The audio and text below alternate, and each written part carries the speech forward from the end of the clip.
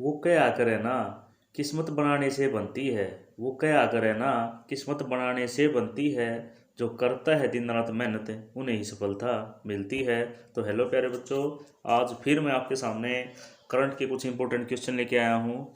तो आइए चलते हैं अपने फर्स्ट क्वेश्चन की तरफ। जैसे फर्स्ट क्वेश्चन हमारा, जियो इमेजिंग सैटेलाइट इसरो किस महीने में लॉन्च करेगा। कि जियो जो है इमेजिंग सैटेलाइट लॉन्च करेगा, वो किस महीने में करेगा। जुलाई, अगस्त, सितंबर, इनमें से कोई नहीं।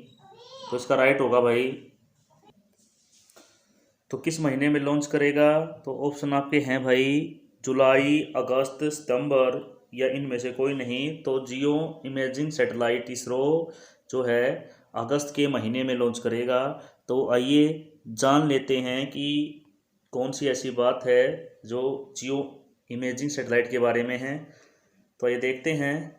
जैसे भारतीय अंतरिक्ष अनुसंधान संगठन, जो भारतीय अंतरिक्ष अनुसंधान संगठन है इसरो, 12 अगस्त को GSLV F10 रॉकेट पर जियो इमेजिंग उपग्रह GISAT-1 की योजनाबद्ध परिक्रमा के साथ श्री हरिकोटा स्पेसपोर्ट में पूरी तरह से लॉन्च गतिविधियों में वापस आ रहा है। GISAT-1 को GSLV F10 द्वारा भू तुल्यकालीन स्थानांतरण कक्ष में रखा जाएगा और बाद में इसे अपने अनबोर्ड प्रणोदन प्रणाली का उपयोग करके पृथ्वी के भूमध्य रेखा से लगभग 36,000 किलोमीटर की अंतिम भूस्थैतिक कक्ष में स्थापित किया जाएगा। अब जान लेते हैं सैटेलाइट के बारे में।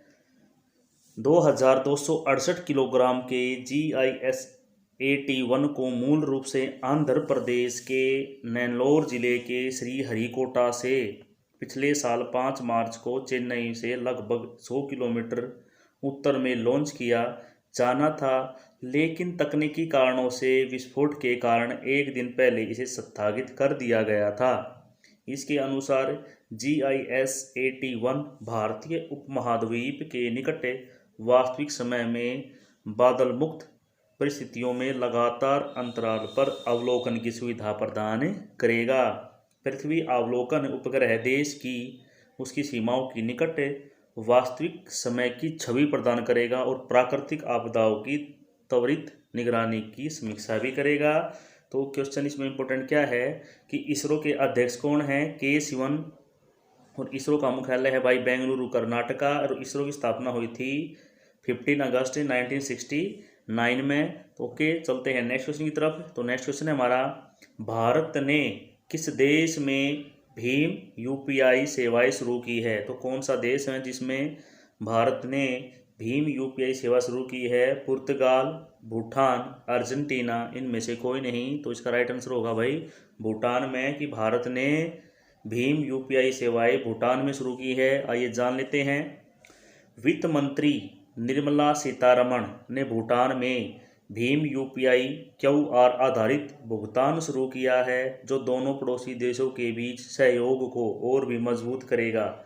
भूटान में लॉन्च के साथ दोनों देशों के भुगतान के बुनियादी ढांचे मूल रूप से जुड़े हुए हैं और इसमें भूटान की यात्रा करने वाले भारत के पर्यटकों और व्यापारियों को लाभ होगा। यह कैशलेस लेन देन के माध्यम से जीवन यापन और यात्रा को आसान बनाएगा।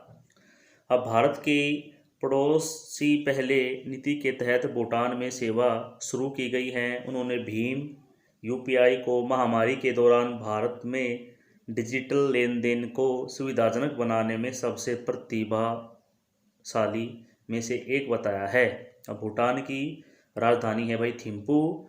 भूटान के प्रधानमंत्री कौन है, लोटे सोरेंग, और भूटान की मुद्रा है भूटानी न्यूगुल्ट्रम। ओके, तो ये बड़ी क्वेश्चन है कि भूटान की राजधानी है थिम्पू और भूटान के प्रधानमंत्री कौन है, लोटे सोरिंग, और भूटान की मुद्रा का नाम क्या है, भूटानी न्यूगल्ट्रम। ठीक है, न्यूगल्ट्रम। ओके, चलते हैं नेक्स्ट क्वेश्चन पर। भारत का पहला राष्ट्रीय डॉल्फिन अनुसंधान केंद्र कहाँ पर स्थापित किया जाएगा। अब भारत का पहला डॉल्फिन अनुसंधान कहाँ पर स्थापित होगा भाई, ये असम, उत्तराखंड, पटना, इनमें से कोई नहीं। तो ये कहाँ पर स्थापित किया जाएगा? ये स्थापित किया जाएगा भाई पटना, बिहार में। आइए जान लेते हैं। भारत और एशिया का पहला राष्ट्रीय डॉल्फिन अनुसंधान केंद्र पटना विश्वविद्यालय के परिसर में गंगा तट पर बनेगा। अब ये कहाँ पर बनेगा? जो है बिहार के पटना में गंगा तट पर बनेगा। विशेष यज्ञों की टीम द्वारा गंगा नदी में 2018-19 में किए गए एक सर्वेक्षण के दौरान लगभग 1455 डॉल्फिन देखी गई है। गंगा की डॉल्फिन भारत का राष्ट्रीय जलीय जानवर है, लेकिन अक्सर अवैध शिकार का शिकार हो जाते हैं। गंगा में डॉल्फिन की उपस्थिति एक स्वस्थ पारिस्थितिकी तंत्र का संकेत देती है, क्योंकि डॉल्फिन कम से कम 5 फीट से 8 फीट गहरे पानी में रहती है। अब जान लेते हैं गंगा की डॉल्फिन के बारे में। गंगा की डॉल्फिन को एक लुप्तप्राय जलीय जानवर घोषित किया गया है और यह दुनिया की 4 मीठे पानी की डॉल्फिन प्रजातियों में से एक है, क्योंकि अन्य 3 प्रजातियां यांगत्जी नदी, पाकिस्तान में सिंधु नदी और विश्व स्तर पर अमेजन नदी में पाई जाती है। तो ये है आपके कुछ इंपॉर्टेंट क्वेश्चन। चलते हैं अपने नेक्स्ट क्वेश्चन पर, लेकिन इससे पहले माय डियर स्टूडेंट्स, अगर वीडियो अच्छी है तो वीडियो को लाइक करें और चैनल को सब्सक्राइब जरूर कर लें, और ये जो घंटे दिखाई दे रही है इसको भी आप दबा लें, ताकि आने वाली वीडियो का नोटिफिकेशन सबसे पहले आपको मिले। तो ये चलते हैं नेक्स्ट क्वेश्चन पर। अमित शाह ने राष्ट्रीय फोरेंसिक विज्ञान विश्वविद्यालय में उत्कृष्टता केंद्र का उद्घाटन कहाँ किया है? तो कहाँ पर किया है? गुजरात, दिल्ली, पंजाब या पटना?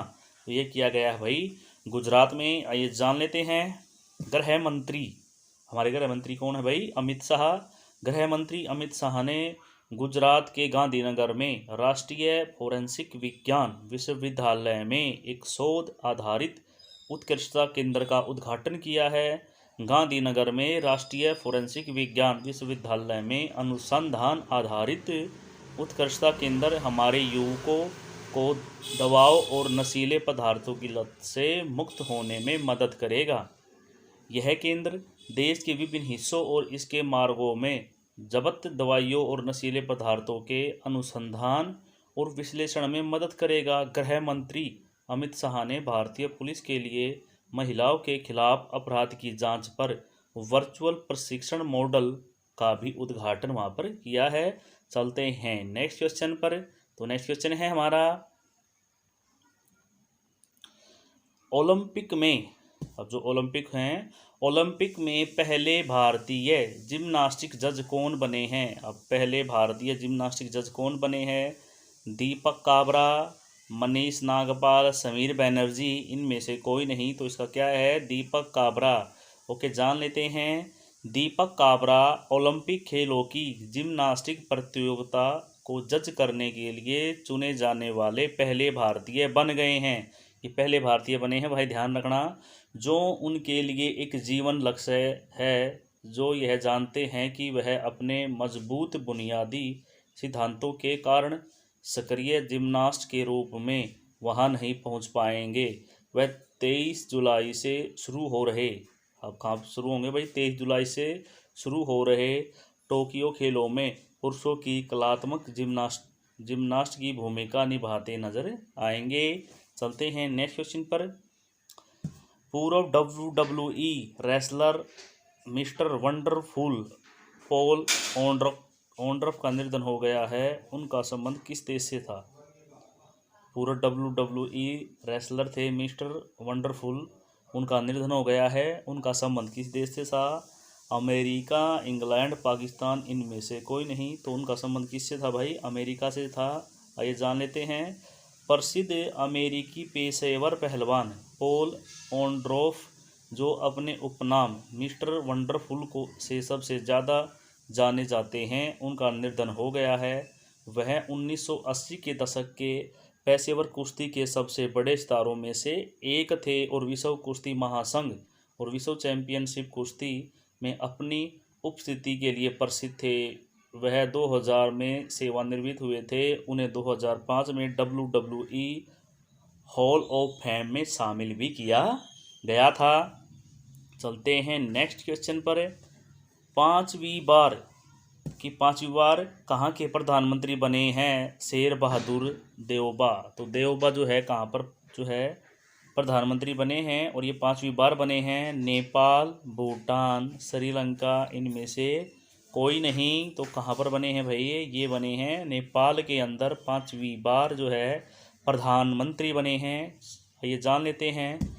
नेपाली कांग्रेस के अध्यक्ष शेर बहादुर देवबा 13 जुलाई को पांचवी बार देश के प्रधानमंत्री बने। उनकी नियुक्ति उच्चतम न्यायालय द्वारा सोमवार को दिए गए फैसले के बाद हुई है, जिसमें मौजूद के.पी. ओली को हटाते हुए, पहले के.पी. ओली थे, को हटाते हुए प्रधानमंत्री पद के लिए उनके दावे पर मुहर लगी थी। इससे पहले देवबा ने जून 2017 से फरवरी 2018 तक, जून 2004 से फरवरी 2005 और जुलाई 2001 से अक्टूबर 2002 और सितंबर 1995 से मार्च 1997 तक 4 बार नेपाल के प्रधानमंत्री के रूप में कार्य किया है। तो नेपाल की राजधानी क्या है भाई? काठमांडू।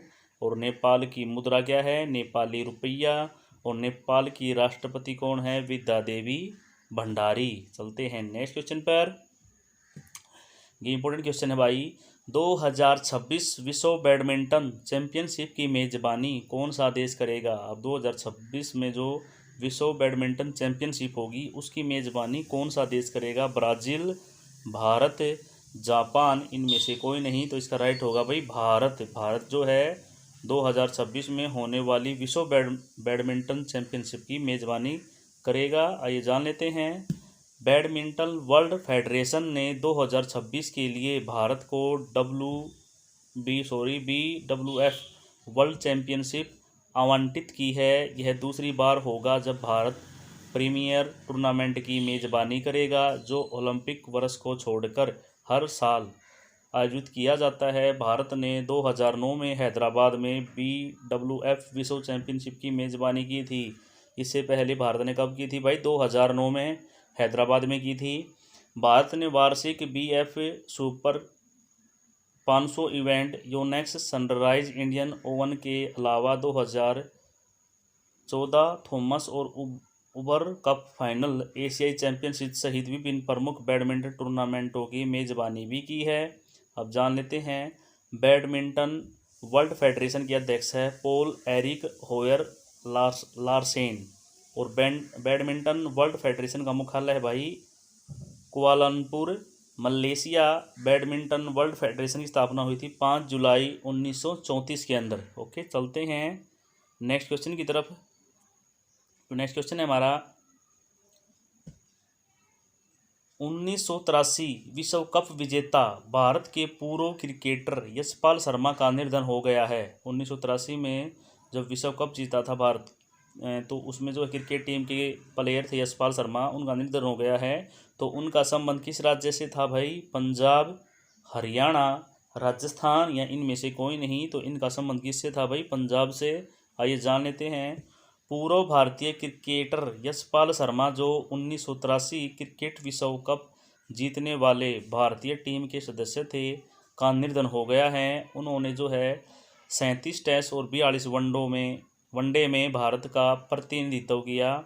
वह एक मध्य क्रम के बल्लेबाज थे जो 1970 और 80 के दशक के दौरान खेलते थे। पंजाब में जन्मे इस क्रिकेटर ने रणजी में पंजाब, हरियाणा और रेलवे सहित 3 टीमों का प्रतिनिधित्व जो है किया था। ओके, आगे चलते हैं नेक्स्ट क्वेश्चन पर। जल विद्युत परियोजना विकसित करने के लिए भारत ने किस देश के साथ 1.3 बिलियन अमेरिकी डॉलर के समझौते पर जो है हस्ताक्षर किए हैं? नेपाल, बांग्लादेश, भूटान, इनमें से कोई नहीं। तो किसके साथ किए हैं भाई? नेपाल के साथ समझौता किया गया है। आइए जान लेते हैं। नेपाल ने पूर्वी नेपाल में शंखुवासभा और भोजपुर जिले के बीच स्थित 679 मेगावाट लोअर अरुणा जल विद्युत परियोजना विकसित करने के लिए भारत के साथ 1.3 बिलियन अमेरिकी डॉलर के समझौते पर हस्ताक्षर किए हैं। समझौते के अनुसार भारत के सरकारी स्वामित्व वाली सतलुज जल विद्युत निगम पड़ोसी हिमालय राष्ट्र में 679 मेगावाट की जल विद्युत परियोजना विकसित करेगी। परियोजना के विषय में जान लेते हैं। 1.04 बिलियन अमेरिकी डॉलर 900 मेगावाट अरुणा 3 जल विद्युत परियोजनाओं के बाद नेपाल में भारत द्वारा शुरू की गई यह दूसरी मेगा परियोजना होगी। इस परियोजना को बनाओ, रखो, चलाओ और सौंपो मॉडल के तहत विकसित किया जाएगा। तो ये भी देखो, इस परियोजना को बनाओ, रखो, चलाओ और सौंपो मॉडल के तहत जो है विकसित किया जाएगा। यह 679 मेगावाट की जल विद्युत परियोजना 2017 की लागत अनुमानों के आधार पर देश की सबसे बड़ी विदेशी निवेश परियोजना होगी। तो ये इंपॉर्टेंट क्वेश्चन है भाई, क्योंकि देश की सबसे बड़ी विदेश निवेश परियोजना है ये। ओके, तो ये तो थे भाई आज के कुछ इंपॉर्टेंट क्वेश्चन। तो प्यारे बच्चों, वीडियो कैसी थी हमें कमेंट बॉक्स में ज़रूर बताएं, और आपसे एक रिक्वेस्ट है कि प्लीज़ वीडियो को शेयर करें और चैनल को सब्सक्राइब कर लें और बेल आइकन को दबा लें, ताकि आपको आने वाली जो वीडियो है हमारी उसका नोटिफिकेशन सबसे पहले आपको मिले। Okay, thank you, bye bye. कल फिर मिलते हैं एक नई वीडियो के साथ, तब तक के लिए बाय बाय।